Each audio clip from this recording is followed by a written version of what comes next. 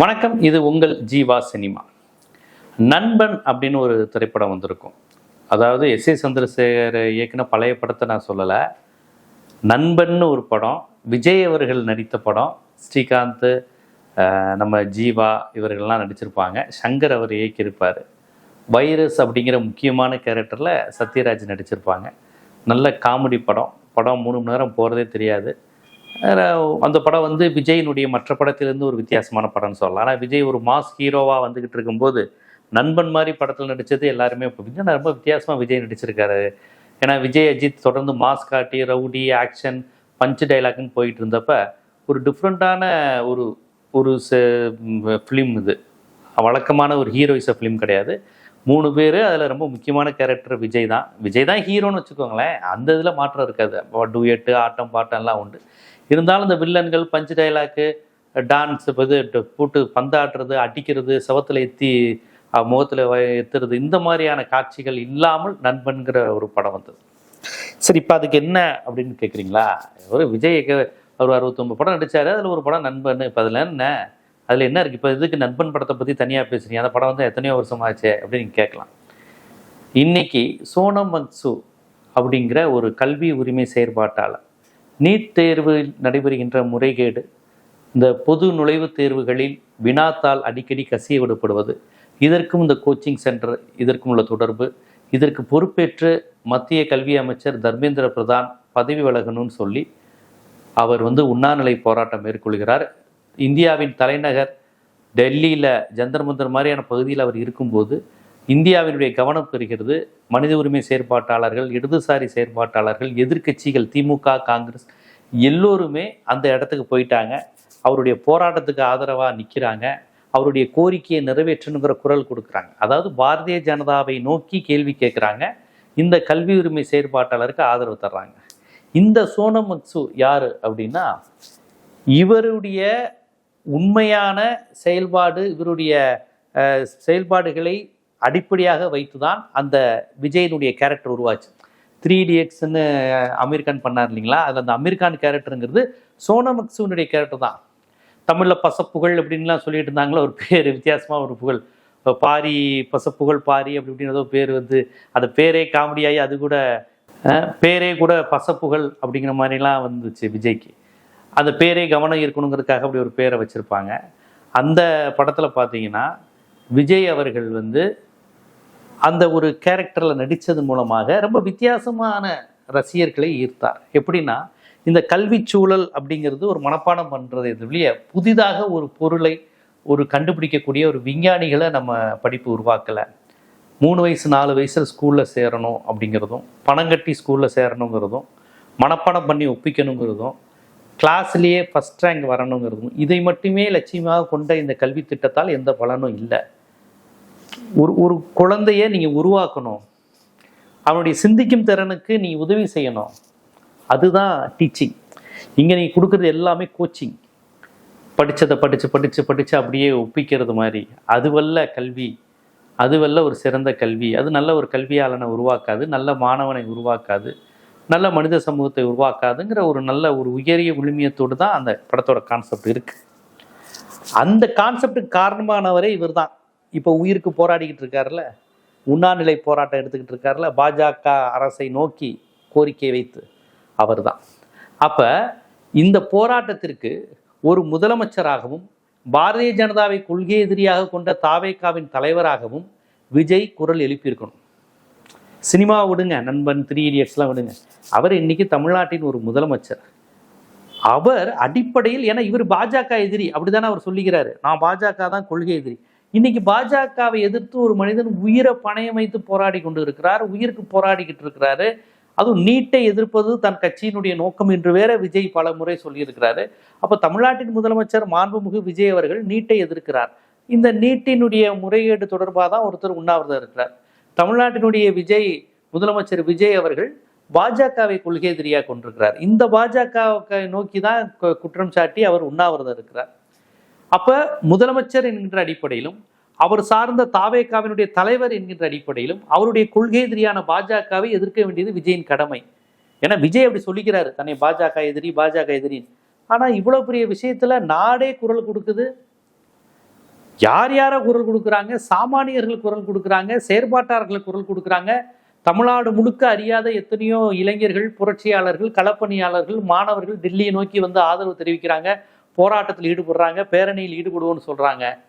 ஆனா விஜய், தாவேகா, பாஜகவின் கொள்கை எதிரியாக அறிவித்த அவருடைய கட்சியோ, இளைஞர்களோ, அமைச்சர்களோ, ஏன் அவரே கூட இதுவரையும் பதில் சொல்லவில்லையே அப்படிங்கிற கேள்வியை நம்ம கேட்கலங்க.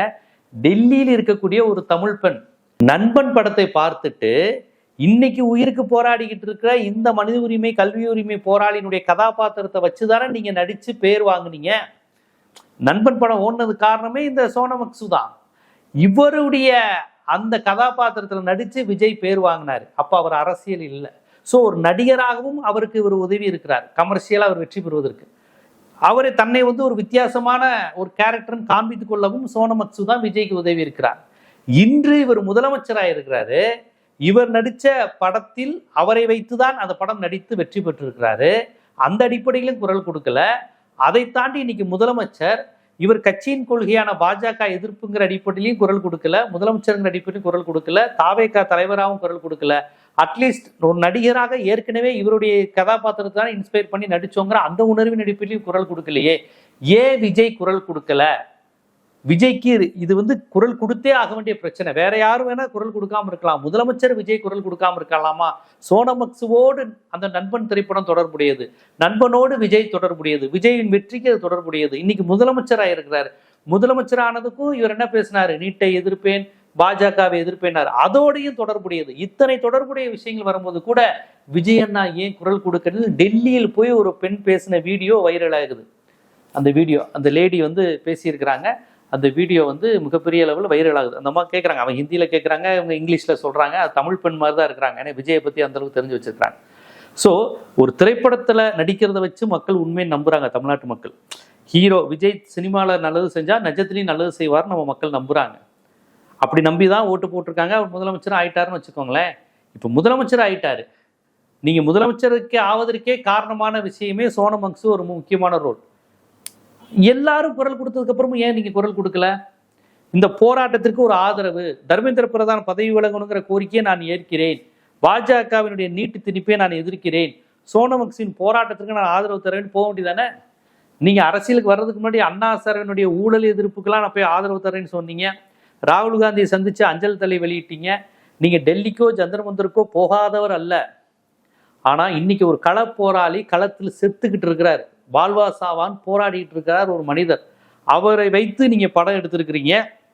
அந்த படம் ஹிட் ஆயிருக்கு. இன்னைக்கு உங்க கட்சியின் கொள்கை என்று நீங்க சொல்வதை நம்பிக்கிட்டு இருக்காங்க பலர், நீங்க பாஜக எதிர்ப்பாளர்னு. அப்ப நீங்க பாஜக எதிர்ப்புனா இவரை ஆதரிக்கணும். அந்த அடிப்படையிலையும் ஆதரிக்கல. நம்ம படத்துக்கு வெற்றி காரணமா இருந்தாருங்கிற அடிப்படையிலையும் ஆதரிக்கல.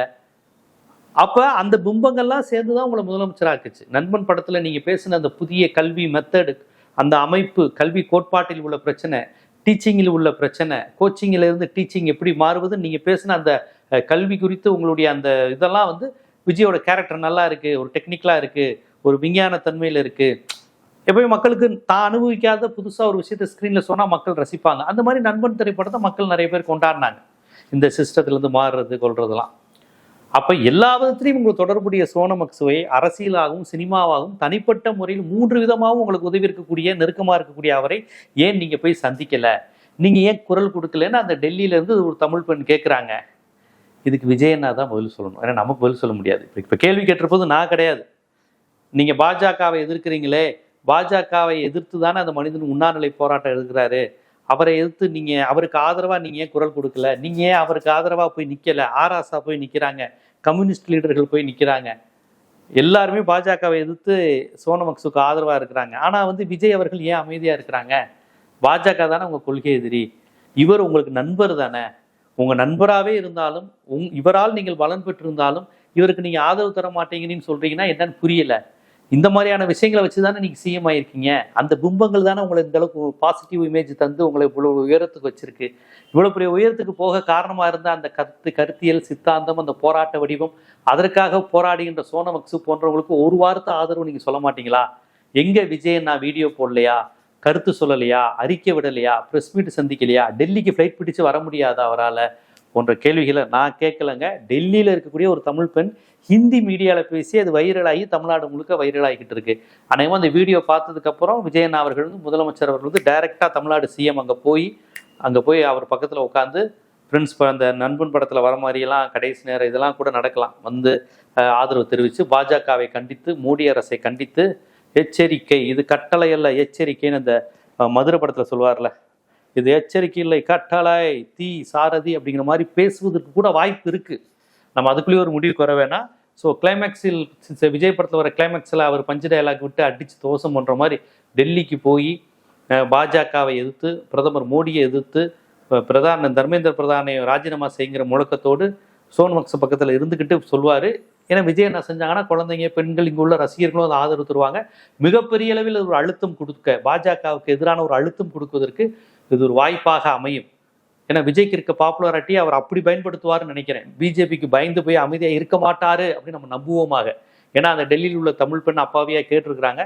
பார்ப்போம். நம்ம சிஎம் மரியாதைக்குரிய மாண்புமிகு தமிழ்நாடு முதலமைச்சர் விஜய் அவர்கள் டெல்லிக்கு போய் தன்னுடைய படைபலத்தை காண்பிப்பார் என்று நம்புவோமாக. என்ன நடக்க போகுது அப்படிங்கிறத அவர் சொல்கிற மாதிரி wait and see, I am வெயிட்டிங்கிற மாதிரி தமிழ்நாடே வெயிட்டிங் பண்ணுது. எப்போ பாஜக அவர் எதிர்த்து போராடுவார்னு அவர் சொல்கிற மாதிரி ஐ எம் வெயிட்டிங்.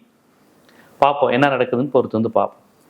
இது போன்ற சினிமா நடிகர்கள், சினிமாவுக்கு பின்னால் உள்ள அரசியல், அரசியல் சமூக களத்தில் ஏற்படுத்துகின்ற தாக்கம், இதை எப்படி புரிந்து கொள்ள வேண்டும் போன்ற பல்வேறு காணொளிகள் உங்களுக்கு தொடர்ந்து வரணும்னா நம்ம ஜீவா சினிமா சேனலை சப்ஸ்கிரைப் பண்ணுங்கள், ஆதரவு தாங்க. நன்றி.